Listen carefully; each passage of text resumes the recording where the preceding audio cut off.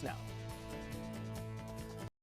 Last year, the 7 News I-team exposed an effort to shut down research into forever chemicals that could be tainting our farmland. Now, senior investigative reporter Lisa Fletcher with how that move was stopped and momentum for new laws that would protect both our farmers and food supply.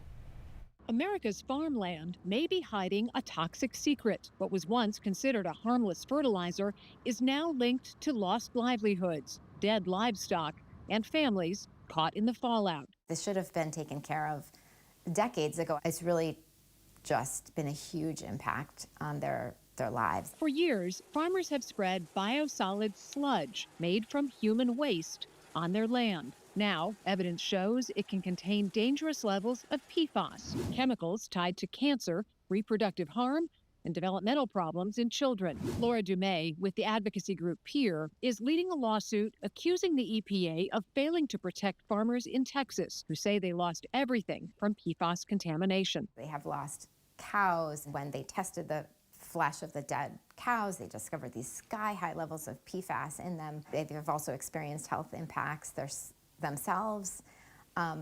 It's just a heartbreaking situation. A story that echoes what happened in Maine, where farmer Fred Stone says he unwittingly poisoned his family and lost his livestock and livelihood from PFAS in sludge. This is about as real as it gets, guys. Maine is also home to Congresswoman Shelley Pingree, an organic farmer herself. Pingree says concern over tainted sludge is bringing allies together across party lines. I finally feel this moment in time where it's not just left or right, it's not just environmentalists, it's people of all stripes who are saying, what's going on here and how do we remove more of these chemicals? Answers appeared to be coming last year when the EPA declared a risk to farmers and the food supply from PFAS in biosolids. But our reporting uncovered a single sentence tucked into a congressional budget bill that would have permanently halted any current or future study of the problem, even as some farmers were losing everything. Pingree pushed back. And that was one where I just drew a line in the sand and said to go backwards on this would be a real loss of faith with our farmers, with so many others who are really deeply concerned about this. What happened to that rider? We won. We got the rider out of the bill. Pingree says the fight is far from over. We ask you to please require testing for PFAS. Meantime, pressure is building at the state level. In Virginia, citizens are fighting the DEQ to test and place limits for PFAS in water and sludge. And in New York, we need more research and more information. A significant shift. The influential State Farm Bureau is reversing course, now opposing the spread of biosolids unless testing confirms they're free of forever chemicals. Renee St. Jacques is with the Farm Bureau. Farmers accepted it in good faith, and they are now asking to prove that the biosolids is not contaminated. If we're not doing the testing, how are you supposed to know what's being put on farmland? Questions Representative Pingree hopes to answer with legislation,